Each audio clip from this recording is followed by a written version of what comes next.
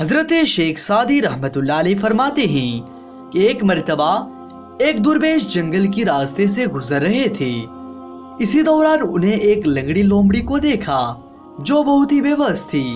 یہ دیکھ کر اس درویش کے دل میں ایک خیال آیا کہ اس لومڑی کے رزق کا انتظام کیسے ہوگا جبکہ شکار کرنے کی قابل بھی نہیں ہے۔ درویش یہ بات سوچ ہی رہے تھے کہ اچانک ایک شیر کو دیکھا جو منہ میں گدڑ دبائے اس لومڑی کے پاس آیا۔ اس نے گدڑ کا گوشت کا کچھ حصہ کھا لیا اور باقی وہی چھوڑ کر چلا گیا۔ لومڑی نے اس بچے ہوئے گوشت کو کھا گیا اور اپنا پیٹ بھرا، لیکن درویش نے جب یہ سارا ماجرا دیکھا تو اسے ایک اتفاق قرار دیا اور یہ دیکھنے کے لیے کہ لومڑی دوبارہ اپنا پیٹ کیسے بھرے گی وہی قیام فرما ہو گئی۔ دوسرے دن وہی شیر منہ میں گدڑ دبائے اسی جگہ آیا اور اس نے کچھ گوشت کھانے کے بعد باقی وہیں پر چھوڑ دیا۔ لومڑی نے پھر سے باقی گوشت کھا لیا اور اپنا پیٹ بھر لیا۔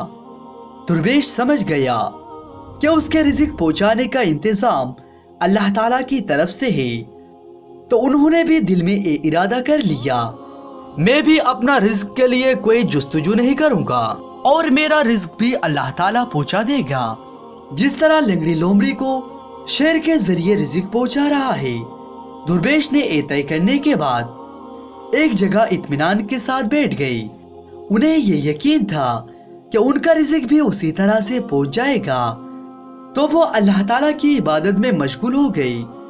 اسی طرح سے کئی دن گزر گئے، ان کے لیے کھانے کی کوئی رزق نہ آئی، یہاں تک کہ وہ بھوکا پیاسا رہ کر بہت کمزور ہو گئی۔